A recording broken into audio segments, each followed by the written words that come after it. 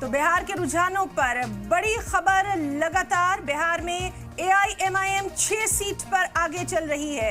एक और बड़ी खबर बिहार में एआईएमआईएम 6 सीटों पर आगे चल रही है। बिल्कुल कड़ा मुकाबला यहाँ पर कहा जा रहा था कि एमआईएम क्या पिछली बार जैसा मुजाहरा कर पाती है, अपनी सीटों को समेट पाते हैं असदुद्दीन ओवैसी, कहीं ना कहीं कारगर साबित हो रहे हैं। 6 सीटों पर एमआईएम इस वक्त बढ़त बनाए हुए है।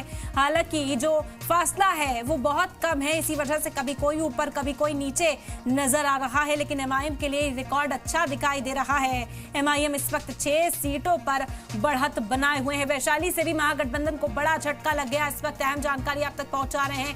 बीजेपी 4 सीटों पर इस वक्त आगे है। वैशाली की सभी सीटों पर एनडीए का कब्जा होता हुआ नजर आ रहा है। बीजेपी 4 सीटों पर इस वक्त आगे चल रही है। और वैशाली से ही खबर है कि एक सीट पर एलजेपीआर आगे चल रही है, जहां महागठबंधन को बड़ा झटका लगा है। अजीम इत्तेहाद की तमाम तर रैलियां हमने देखी थी, बड़े बड़े दावे किए गए थे, बड़े बड़े वादे किए गए थे, और अब जो रिजल्ट आ रहे हैं जिन पर लगातार हम कहते रहे हैं,